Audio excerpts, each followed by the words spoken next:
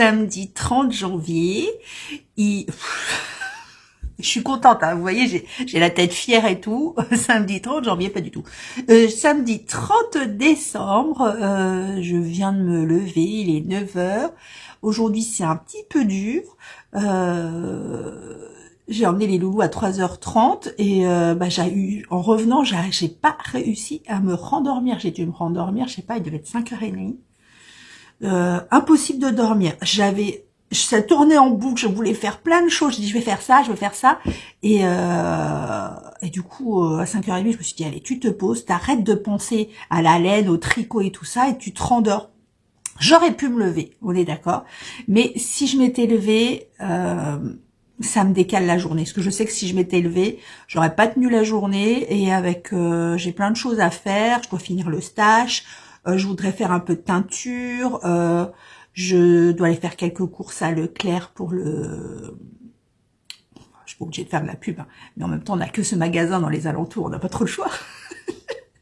Donc, quelques courses pour le réveillon.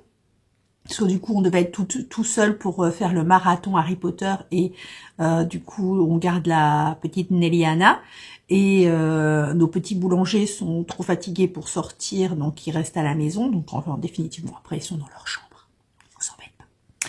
Mais Nelly-Anna, ça va être un peu plus chaud de faire un marathon Harry Potter avec la petite à s'occuper. Voilà.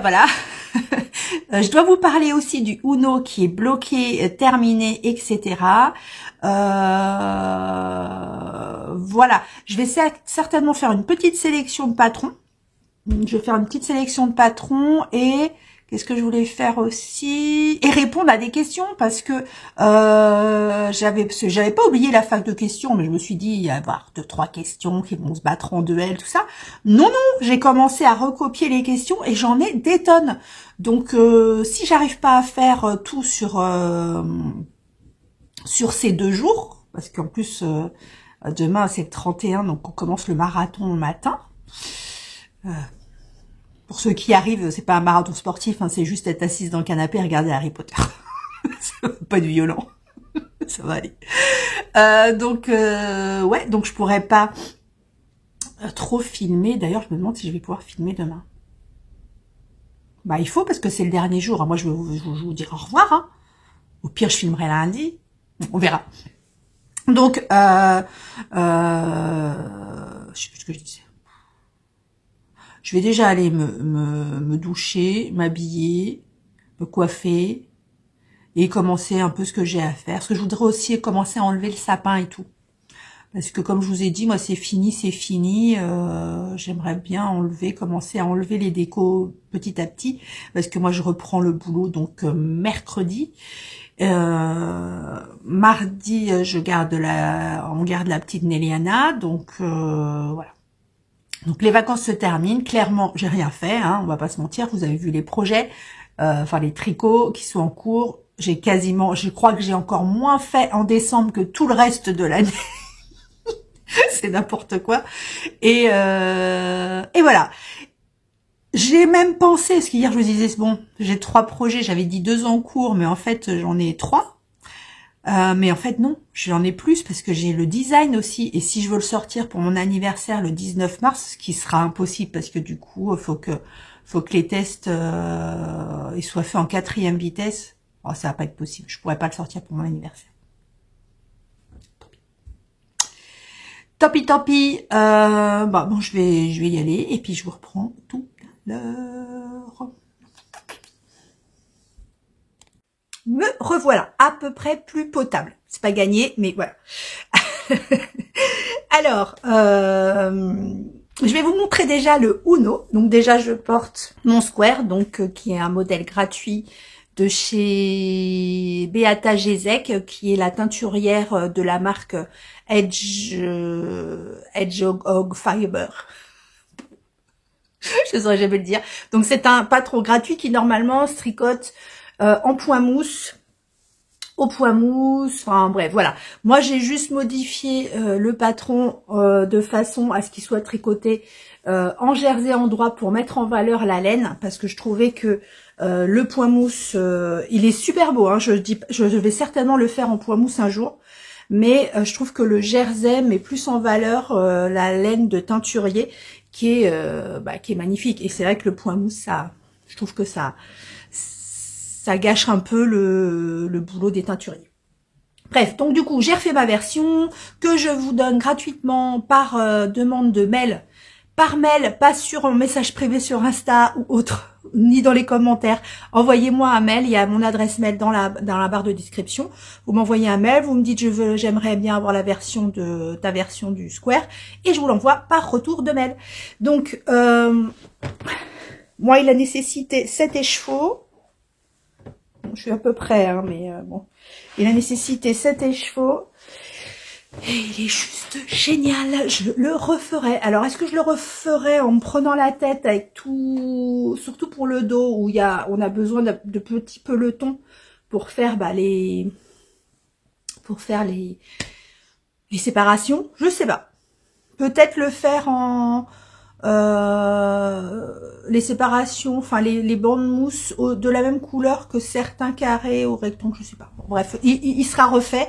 Et comme vous avez vu mon stash hier, d'ailleurs merci, je n'ai eu aucune remarque désobligeante, je vous en remercie, c'est énorme, je vous l'accorde, c'est un gros stash, mais comme je vous ai dit, je prends autant de plaisir, voire plus, attention à ce que je dis, voire plus de plaisir à regarder la laine, à la toucher, à l'admirer pendant des heures, à prendre un écheveau pour faire un combo, pour faire un projet que je ferai certainement jamais. Mais c'est, à la limite, je prends un énorme plaisir à faire ça. J'adore tricoter, on va pas non plus dire n'importe quoi. Mais vraiment, je prends un grand plaisir à admirer et tripoter mes écheveaux. Voilà. Donc, merci pour vos retours. Donc oui, donc il a utilisé au moins 7 écheveaux, si je me retrouve... non, 10 écheveaux. Je sais plus. Allez voir ma fiche Ravelry. Non, qui n'est pas à jour. Faut que je le fasse. Elle n'est pas à jour sur le Square, je crois. Non, je crois pas. Bon, bref, je vais la mettre à jour. Donc, il mange énormément de laine parce que c'est de la fingering tricotée en double. Donc voilà, il y a 2 fils de fingering à chaque fois. Il est magnifique, je vous redis pas les laines hein, parce que ça c'est mon Didier. Je vous redis pas les laines. Ça c'est mon Didier. Ça c'est Ars Natura Yarn, Tricot et Stitch, Ars Natura Yarn, une louve dans les bois. Bon, voilà.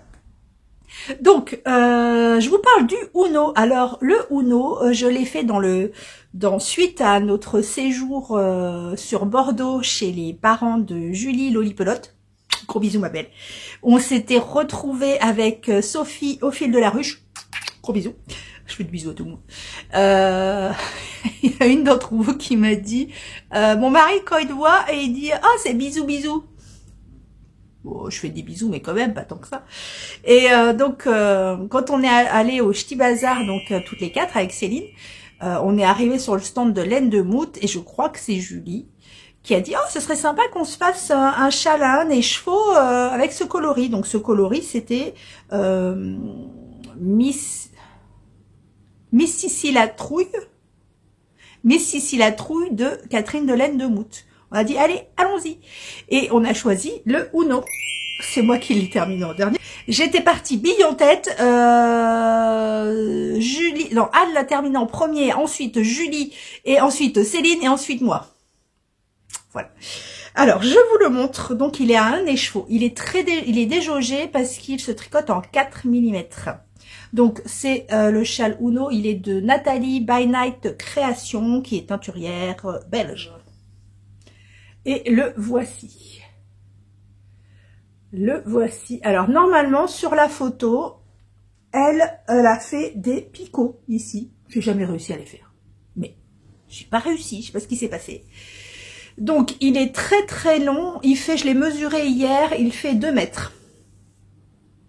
Il fait 2 mètres et dans sa partie la plus profonde, là, ici, 36 cm.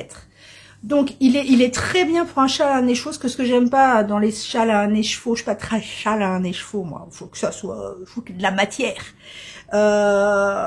Déjà, je pense qu'il est déjaugé, donc ça lui donne une certaine envergure. Je vous montre les fausses torsades en fait. Voilà. Maintenant qu'il est bloqué, on les voit mieux. Il y a une erreur là. Oui, je crois qu'il y a une erreur. C'est pas beau. Oh, ça y est, ma machine à laver qui se remet en route. Donc, il y a une erreur, comme vous avez pu le voir. Donc, c'est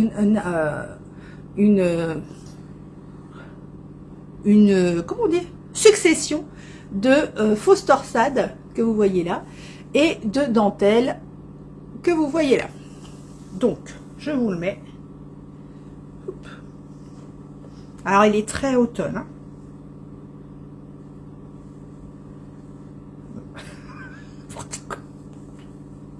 Attendez. Je m'en mêle. Je m'en mêle. Là, c'est ça que ça me fait rire quand on fait des châles, parce que on se fatigue à faire des motifs, à faire des petites dentelles, des petits machins, et hop, on l'a autour du cou, on voit plus rien. Donc voilà. Donc il est quand même, vous voyez, il me reste encore tout ça. On peut faire un petit nœud. Oui, les fils ne sont pas rentrés. Voilà, on peut faire un petit nœud. Et non, et franchement, il est, j'aime bien la taille.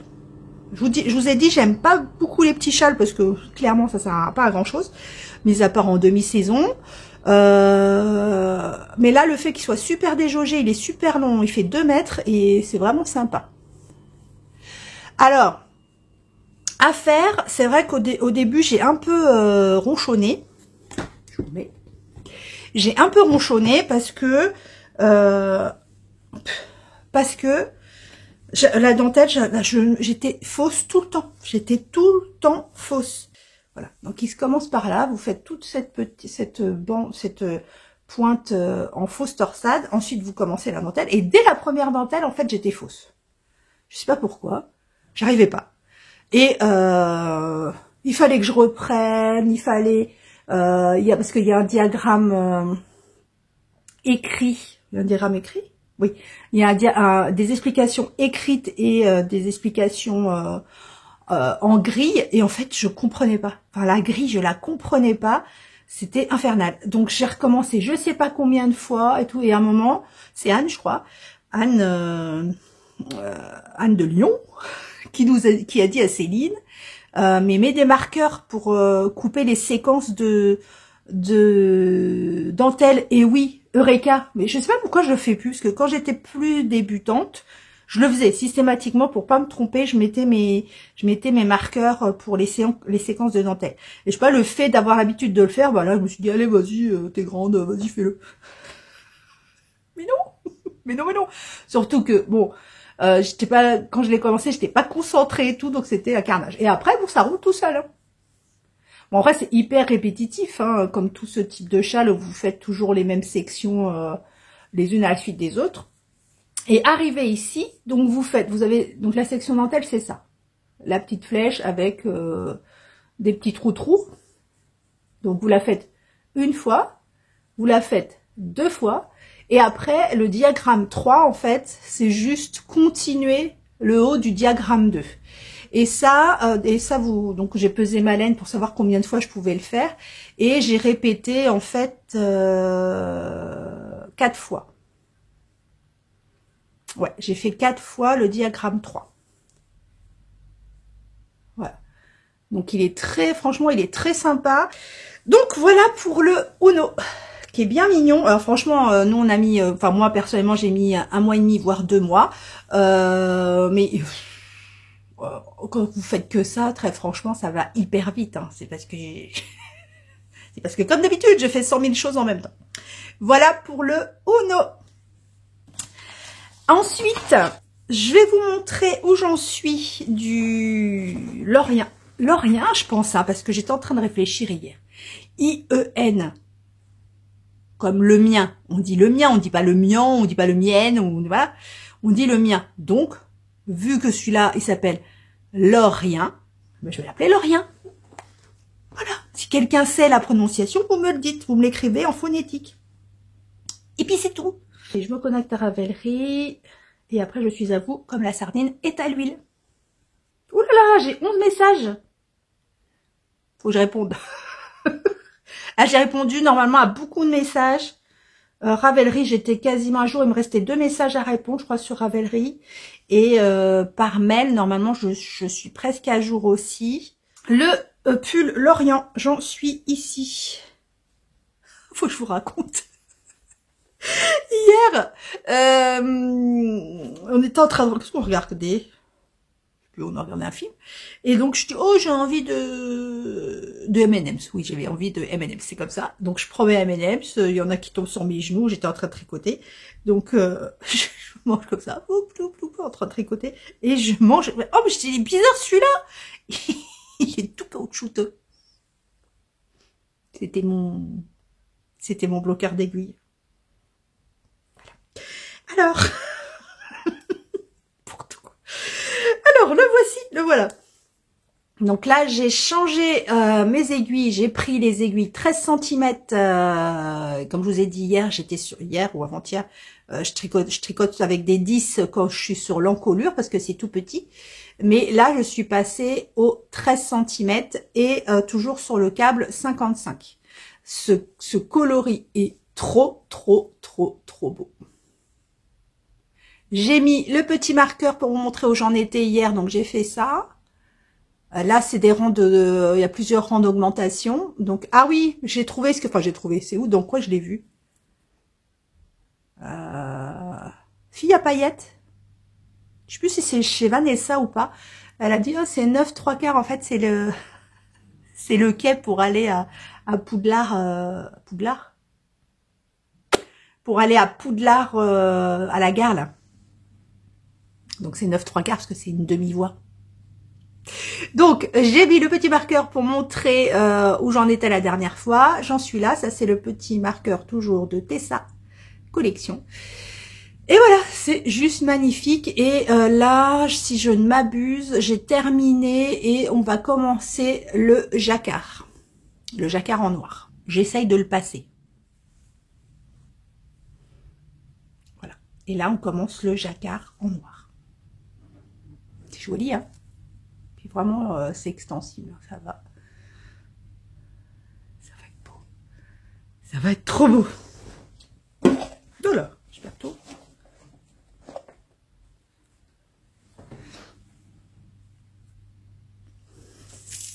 Trop beau. Donc voilà. Ça me va bien quand même les serre-têtes. Je mets jamais de serre-tête. On dirait une bohémienne. On dirait j'ai mis les boucles d'oreilles que m'a offert Corinne au Ch'ti Bazar, la provinciale qui a un podcast. Voilà, ça fait je suis très bohémienne comme ça. Oui, qu'est-ce qui va se passer en 2024? Je suis emmêlée maintenant. C'est pas possible. Voilà. Donc voilà pour ce que j'ai tricoté. J'essaierai de faire un point demain sur avec quoi je termine l'année 2023. Je vous montrerai ça. Je vais faire tout à l'heure. Je sais pas si je le fais tout à l'heure, je pense. Je vais ouvrir donc la boîte de teinture. Je vous fais ça en direct live tout à l'heure. On va faire quelques questions. Ensuite, je vous fais une petite sélection de patrons. Et ensuite, je vous abandonne et je vous reprendrai pour la teinture certainement. Alors, j'ai une tonne de questions. Alors, elles sont pas dans l'ordre. Vous dites pas, moi, j'ai posé cette question avant la dame ou quoi. Parce qu'il y a des questions où il faut que je cherche, que je réfléchisse, que je retrouve les infos que vous me demandez. Voilà. Donc, il y a plusieurs questions. Je vais pas répondre à tout. D'autant plus que j'ai pas fini de recopier les questions. J'en ai beaucoup. Donc peut-être que ça s'étalera sur début janvier aussi. Alors, Première question posée par Christine Sylvain. À quelle date achète-t-on les calendriers de l'Avent? Alors, c'est ça, dépend des teinturiers. Il y a des teinturiers, notamment Anaïs. Moi, le calendrier de l'Avent, je l'ai pris, je crois qu'on était bien en février-mars. Je crois que c'était février-mars. Celui de Didier et Pauline également, on était bien en mars-avril, donc c'était vraiment très très tôt. Donc, quand c'est des teinturiers que je suis, je peux vous le dire, je vais peut-être vous le dire en vlog, ou je sais pas, peut-être je vais pas vous le dire pour pas que vous me piquiez les calendriers.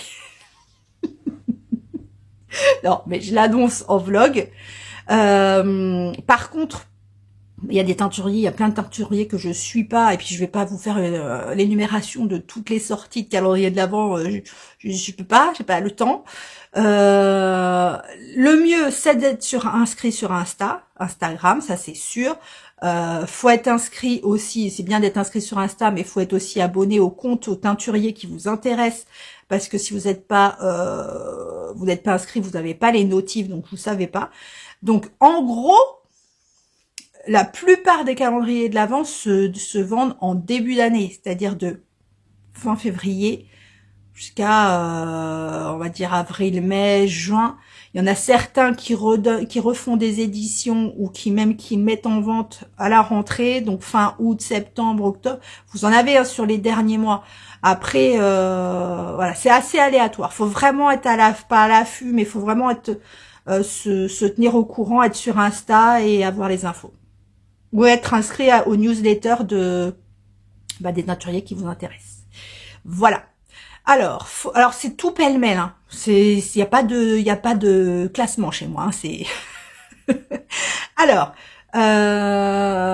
une dame qui a fait un appel pour les salons. Je le referai ça parce que là je sais pas si on est le 30, donc je suis pas sûre qu'il y ait grand monde qui me regarde, mais un appel pour les salons dans le sud-est parce qu'elle habite dans le Gard et elle n'a pas de salon laineux à part le Ch'ti Bazar. Elle n'a pas de salon laineux. Alors à ma connaissance, je sais pas où est le Gard. Hein. Aucune idée. A priori c'est dans le sud-est. Hein. Je sais qu'il y a des salons auxquels participe Sabine Ars Natura Yarn vers Nice, Antibes, des choses comme ça. Donc si vous êtes du sud, vous avez connaissance des salons qui existent, mettez-le en commentaire. Je relayerai l'information ou la personne qui m'a posé la question, c'était qui? C'était Bulle 3069 qui m'a posé cette question. De toute façon, je referai un appel quand je remontrerai le planning des salons 2024. Ça, je le remettrai, je reposerai la question. Peut-être qu'il y aura plus de monde qui regardera les vlogs normaux qui vont reprendre. Voilà, en tout cas, l'appel est fait. Donc, si vous savez s'il y a des salons dans le sud, est, proche du Gard ou dans les environs, faites-moi signe. Ensuite, faut-il bobiner les mini-échevaux? Faut-il du verbe falloir, ce qui veut dire une obligation? Non, faut pas. C'est pas une obligation. Moi, je le fais parce que ça leur donne une jolie petite forme, mais très franchement, si j'ai pas le temps, vu que c'est petit, je mets le mini-écheveau autour de pied de tabouret ou que sais-je, enfin bref, ou même mon chéri ou n'importe. D'ailleurs cette année on va l'appeler par son prénom parce que j'en ai marre de dire mon chéri. Il s'appelle Eric. Voilà, donc quand je dirais Eric, c'est mon chéri. Donc il prend ses petites mains, quoi qu'il fait plus. Ça le saoule, je crois. Je crois que je l'ai saoulé avec mes bobinages. Donc bref, je demande à quelqu'un où j'entoure le mini autour de quelque chose et je le bobine. Je fais une petite boule. Il y a des tutos. Il y a plusieurs tutos sur YouTube. Vous mettez bobiné à la main ou quelque chose comme ça et vous allez avoir des tutos pour faire des jolies boules. Voilà, mais les mini, c'est pas forcément, je veux dire, si je pars en vacances et que je dois tricoter quelque chose avec des mini, j'emmène pas mon attirail, je vais le bobiner comme ça, ou même quand j'ai pas envie de sortir le parapluie, je bobine comme ça. Voilà, c'était la question de Magali Morel. Ensuite, une question, deux questions de Annika Hertz, 82-52. Comment fais-tu le choix de tricoter un patron plutôt qu'un autre? Et dans toutes tes laines, le choix doit être cornélien. Alors, comment je fais pour choisir de tricoter un patron plutôt qu'un autre? Alors, sur Ravelry, j'ai mes favoris. Donc ça, c'est des patrons qui me plaisent ou qui ont un motif qui me plaît ou une forme qui me plaise ou des choses comme ça. Dans ma wishlist, c'est vraiment les patrons que j'ai l'intention de tricoter parce que j'ai un coup de cœur, parce que tout me plaît, la coupe, le coloris, le jacquard, tout ce que vous voulez, la technique me plaît et celui-là, je veux le faire à un moment donné, à un instant T. Donc, je vais aller piocher dans ceux-là. Ensuite, je peux aller piocher, ou justement, j'ai été à un salon où j'ai fait une commande, j'ai commandé cette laine, et là, du coup, je fais la démarche inverse. J'ai la laine, et je vais chercher un patron qui correspond à ce coloris, à cette matière, à ce... voilà. Mais principalement, je vais marcher au coup de cœur. C'est-à-dire, je fais la sélection de patrons ou les tricopines dans le groupe du tricoté qui Vanessa, coucou ma Vanessa. Et toutes les autres, gros bisous à toutes les autres. Je vous aime d'amour. Donc, qui va nous faire sa sélection de patrons tous les matins. Et je dis, oh, celui-là, il est super beau. Donc, ça va être le coup de cœur. Je vais le faire. Celui-là, je vais le faire. Donc voilà, ça marche beaucoup au coup de cœur ou alors au patron justement qui était dans mes favoris ou dans ma wishlist et qui tout à coup, il y a une copine qui va dire, oh, on fait un cal, on le fait, tu le fais avec moi, voilà. Je vais essayer de moins faire ça cette année pour pas avoir 30 000 en cours, mais ça marche beaucoup comme ça en fait. C'est beaucoup au coup de cœur, c'est des patrons ou que j'avais dans mes favoris et que tout à coup, voilà, je me dis, je le vois sous un autre jour ou dans un autre coloris aussi, c'est possible. Il y a beaucoup de patrons que j'ai en favoris ou des choses comme ça qui me plaisent. Et quand je le vois tricoter dans un autre podcast, ça a beaucoup aussi ça. Dans les podcasts, dans les vlogs, etc. Quand je vois une tricopine qui a tricoté quelque chose qui me plaît, enfin, que j'avais dans mes favoris ou pas, et que je le vois avec un nouveau coloris, fait différemment, les couleurs positionnées différents, et là je me dis, ouais, tilt, je le fais. Donc il y a plein, il y a pas, j'ai pas une façon de choisir les patrons tout le temps la même chose, c'est vraiment ou au coup de cœur, ou alors là je me dis tiens cette laine là je la tricoterai bien, je vais trier, je vais aller chercher dans mes bundles, et voilà je choisis. Après pour choisir la laine dans le stock que j'ai, c'est cornélien, oui. Parce que le problème, c'est que j'ai beaucoup de laine, comme vous avez vu, et mais c'est des laines, alors pour le coup, la laine, c'est vraiment des laines coup de cœur. C'est que je vais acheter un coloris, je vais acheter une matière parce que ça me plaît, le nombre, je vais l'acheter aléatoirement, je vais prendre un écheveau, 2, 3, ça dépend, il n'y a pas de raison, mais fatalement, j'ai pas de projets qui vont avec, donc du coup, quand je veux faire quelque chose, ouais, ça devient cornélien parce que ou j'ai pas le bon nombre de chevaux, ou ça correspond pas au projet, c'est pas la bonne taille d'aiguille, c'est pas le bon échantillon, des choses comme ça. Donc oui, c'est cornélien dans ce sens-là, et c'est souvent pour ça que du coup je recommande de la laine parce que j'ai pas ce qui va avec. Ensuite, toujours Annika Hertz. Comment sais-tu si le combo est le bon? Alors ça va être super subjectif ce que je vais vous dire. Vous me croirez si vous voulez. Mais je le sais. Dans mes tripes. Oui. Je vais regarder des combos. Je vais me dire, je vais faire ça. Ok, bah comme vous avez vu le temps que j'ai mis pour choisir le combo pour l'Orient ou même pour celui d'avant que j'ai toujours pas trouvé non plus le Kerti. C'est que voilà. J'associe des laines et tout. Alors des fois je me dis, oh ouais, c'est bien. Ouais, c'est pas mal. Oh non, celui-là, non. Mais quand c'est le bon combo, là, comme quand je vous ai montré les trois possibilités pour le Lorient, je vous ai montré les trois, mais quand je le regardais à l'écran, je le sentais dans mon ventre, c'est celui-là. Celui-là, c'est le bon. Et je le sens comme ça, en fait. Ça a toujours été comme ça pour les couleurs, comme je vous ai dit, j'ai une formation de décoration, pas de décoratrice, d'architecte d'intérieur. Et donc, du coup, quand je faisais les plans, les choses comme ça, l'aménagement, les couleurs, les choses comme ça, je le sentais, alors je plaçais les choses, sur le plan, sur les maquettes, etc. Et quand je trouvais le bon, je le sentais, c'est évident, c'était une évidence. Et mais c'est comme ça, tout ce qui concerne, on va dire l'artistique, tout ce qui concerne la couleur, le manuel, le créatif, les choses comme ça, je marche comme ça. Je fais des essais. Alors c'est très embêtant parce que parce que même quand je réaménage la maison ou je change une pièce ou je sais pas quoi, ce qu'il me disait mon fils hier, parce que il a monté son bureau et pour ranger, pour placer et tout, il me dit mais maman, essaye de le visualiser dans ta tête au lieu de bouger les trucs. Non, moi j'aime bien le positionner, le voir, et au moment où tout est positionné, tout est raccord, j'ai un déclic. Je le sens dans mon corps. Ça me fait, c'est ça. Voilà, donc bon, quand on bougeait des meubles et tout, c'est un peu plus chiant. Ah non, c'est pour ça. Oui, c'était pas dans sa chambre, c'était c'était Ikea. Pour choisir ce qu'il a, je vous raconte ma vie. Il va être long ce vlog, mais bon, c'est la fin de l'année, c'est pas grave. Donc il a monté son propre bureau, il a acheté le plan de travail, enfin pas le plan de travail, la table, enfin la table. Il a acheté les tiroirs, les pieds, etc. Donc tout était séparé. Et donc, comme à Ikea, ils montent les choses, eux, ils montent leur option à eux.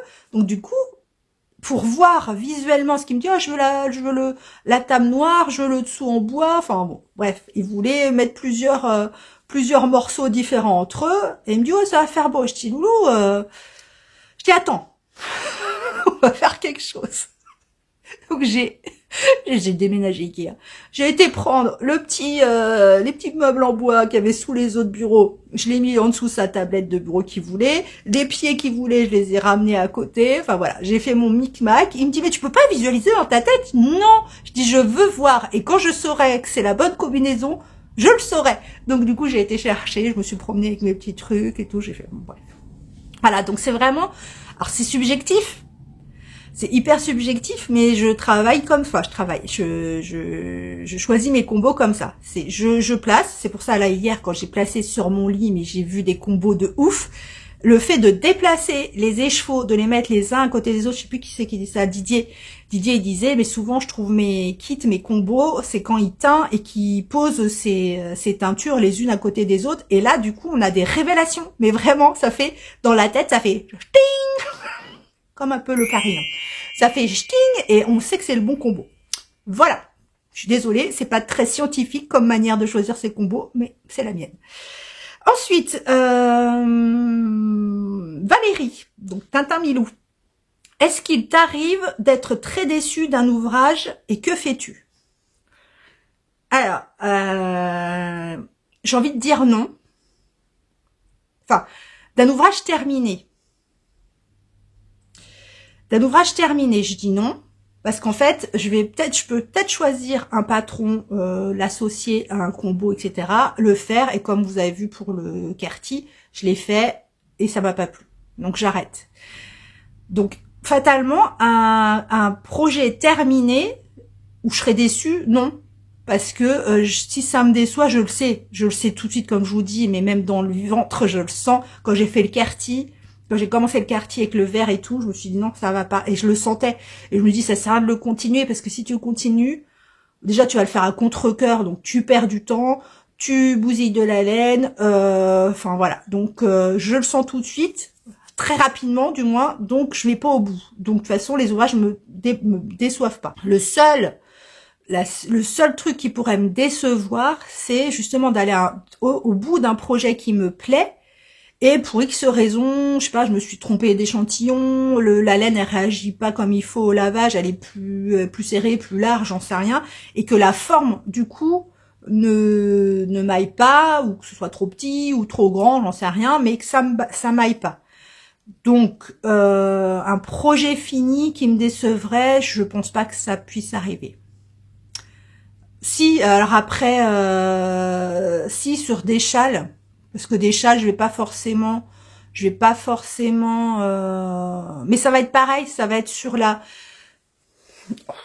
j'ai fait des châles à l'aveugle sur des MCAL où je suis pas déçue, je suis pas déçue du rendu, je suis plus déçue de la forme qu'il a pas pris. J'ai envie de dire, le châle que je mets des fois avec mon Love Note en forêt noire, le châle que j'ai fait en MCAL d'Hélène Stewart, le patron est super beau. Enfin, c'est que de la dentelle, c'est magnifique. Mais je suis pas déçue par rapport au patron, à la couleur, tout est très beau. Je suis déçue par rapport à la réaction de la laine, parce pour moi, il est trop petit. Il est pas assez ample. Mais c'est de ma faute, parce que je fais pas d'échantillons sur les châles, des choses comme ça.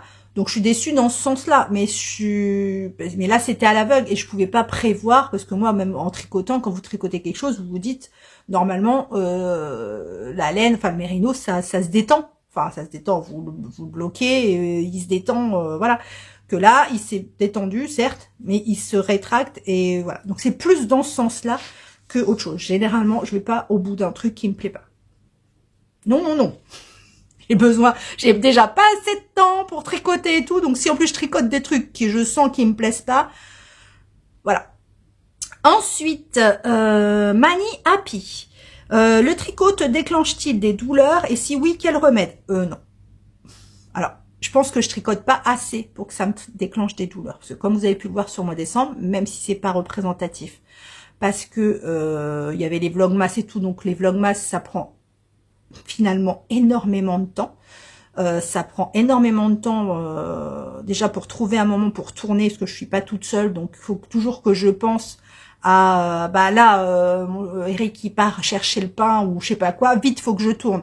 Donc c'est toujours pour moi qui suis pas toute seule et qui est pas toujours des moments pour filmer, c'est une charge mentale supplémentaire, parce que faut que je me dise demain il va faire ça et ça, donc faut que je filme à ce moment-là, faut que j'ai ça à dire, est-ce que j'aurai le temps d'avoir assez tricoté? Donc c'est vraiment le vlogmas plus le montage, même si c'est 9 minutes d'exportation, il y a quand même le montage à faire, balancer, enfin publier le vlogmas à l'heure, etc.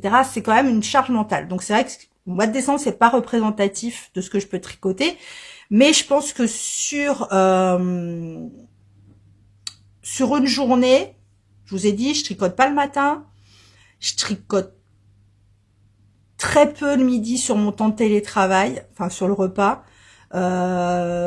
Généralement, je tricote à partir du moment où j'ai fini le télétravail, c'est-à-dire vers 16h ou que je rentre du boulot, 16h30, quelque chose comme ça. Là, je vais tricoter beaucoup.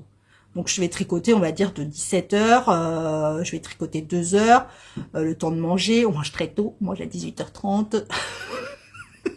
C'est comme ça, on est tranquille. 18h30. Il reprend sa place. Coucou Réo. Coucou Réo. T'as plus de place? Ah bah oui, t'as plus de place. Viens. Attends, je t'enlève. Viens là. Je vais tout enlever. On va enlever la déco de Noël. Tu vas pouvoir reprendre ta place. Tu dis coucou? Donc voilà. Donc je disais, donc je tricote à peu près 2 heures entre la fin de mon télétravail. Ça te plaît pas? Qu'est-ce qui te plaît pas? Qu'est-ce qui te plaît pas? Tu veux que je t'enlève? Voilà, viens là. Voilà. Donc, je vais reprendre 2 heures après le télétravail. Ensuite, on mange et tordage de bras. Et ensuite, je vais retricoter. Je fais généralement un petit peu de DP. Après manger, généralement, je fais un petit peu de DP parce que ça me détend. Je peux regarder un petit vlog tranquille ou écouter un petit vlog tranquille. Et après, je retricote par contre on va dire de 20h à 20h à 23h, je vais tricoter. Voilà, donc ça fait en tout, on va dire 4-5 heures de tricot par jour.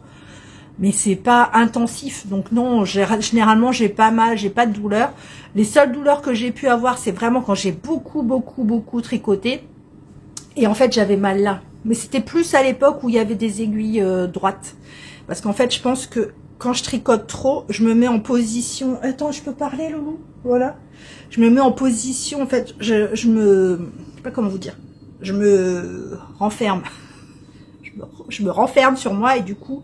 Je suis très comprimée comme ça et ça peut me faire mal, ça me fait des douleurs intercostales, des choses comme ça, et des fois à l'épaule parce que quand je tricote en fait je suis comme ça et la télé elle est comme ça.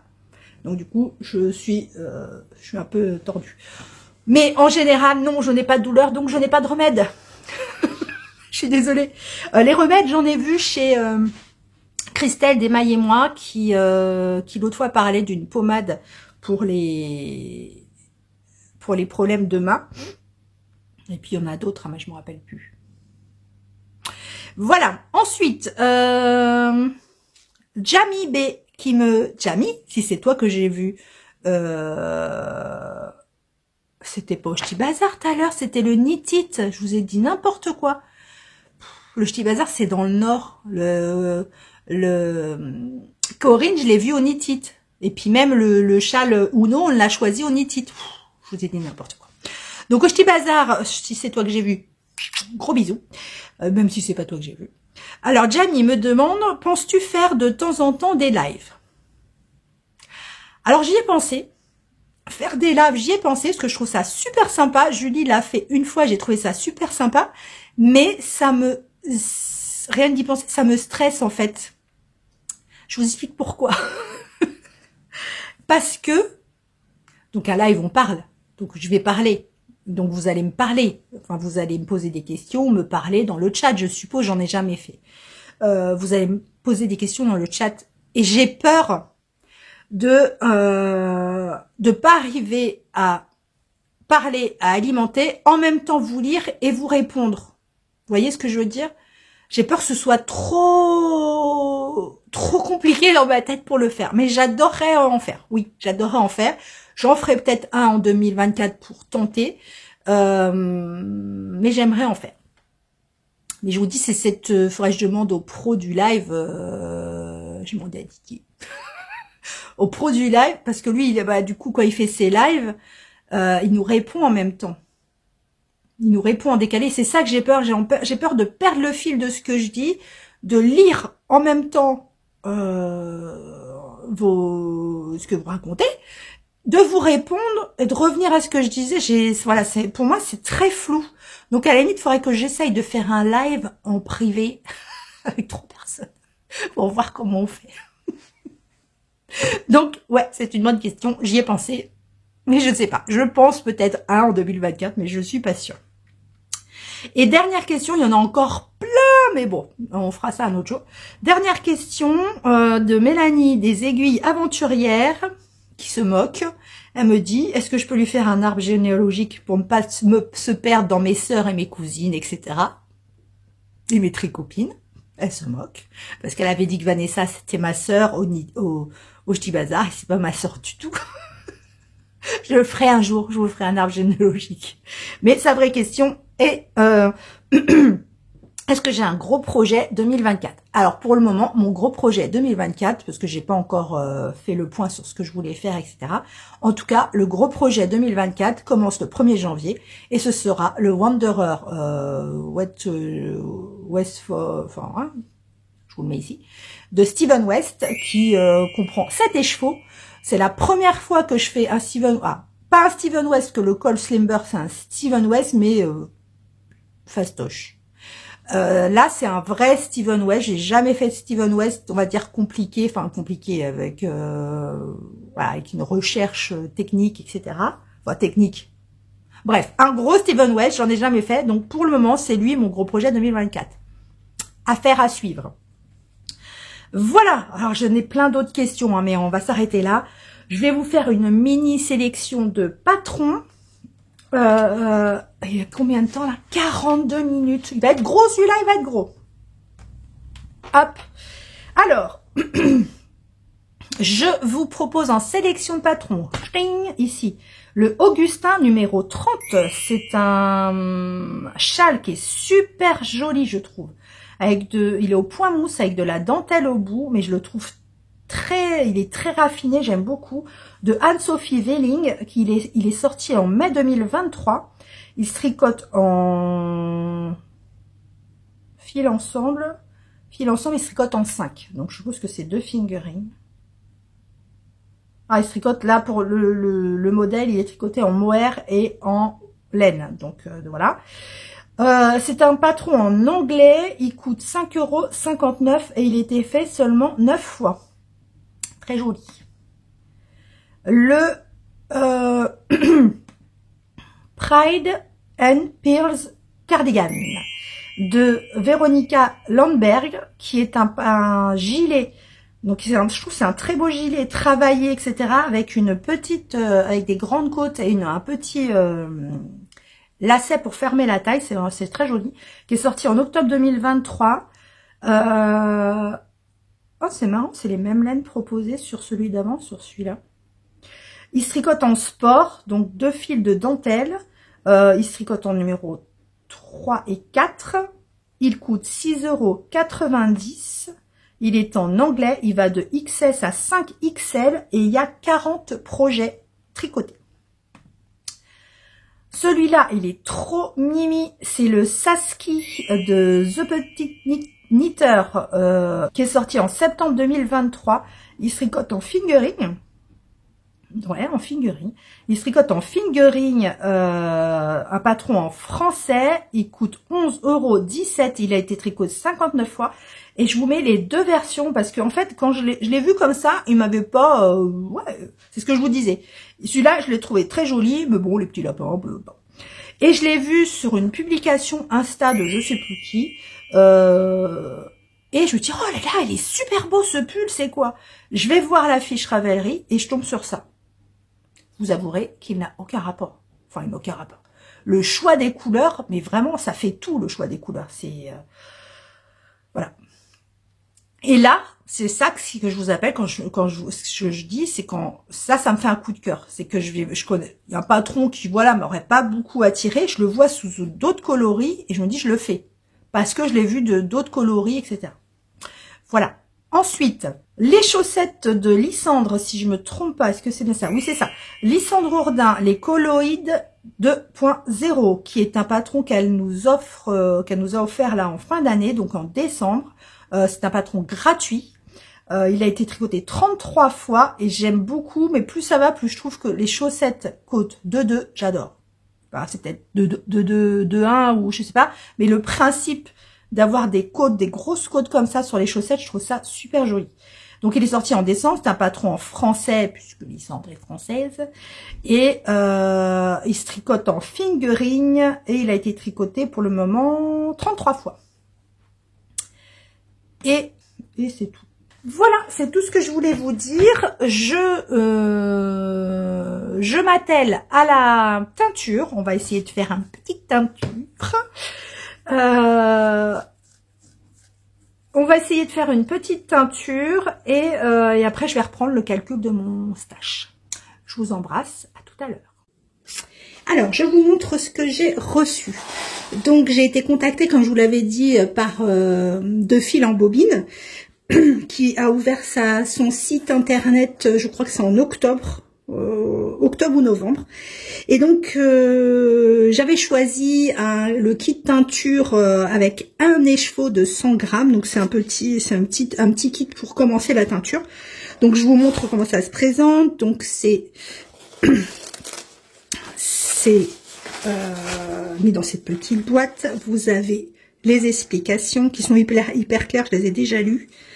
Alors maintenant, à voir si si je vais m'en sortir. Bon, j'en ai fait déjà un petit peu, mais bon.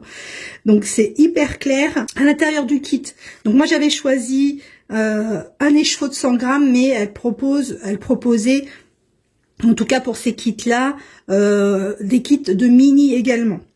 Donc dedans, vous avez vraiment tout. Vous avez les gants, parce que comme il s'agit de la poudre, il faut toujours protéger vos mains. Déjà pour la toxicité, mais aussi pour pas qu'il vous reste de la teinture sur les doigts. Vous avez le masque, parce que tout ce qui est poudre colorante, ça rentre dans les narines. Vous avez des petits bonbons, des caramels. Ça me rappelle la Bretagne. Donc ça, c'est les avertissements. Et vous avez donc les 3 petites teintures. Donc moi, j'ai choisi le kit Spicy Christmas. Donc du coup, j'ai un rouge profond, un rouge de Noël et un vert forêt. Donc, je vais aller chercher tous les ustensiles dont j'ai besoin pour le faire.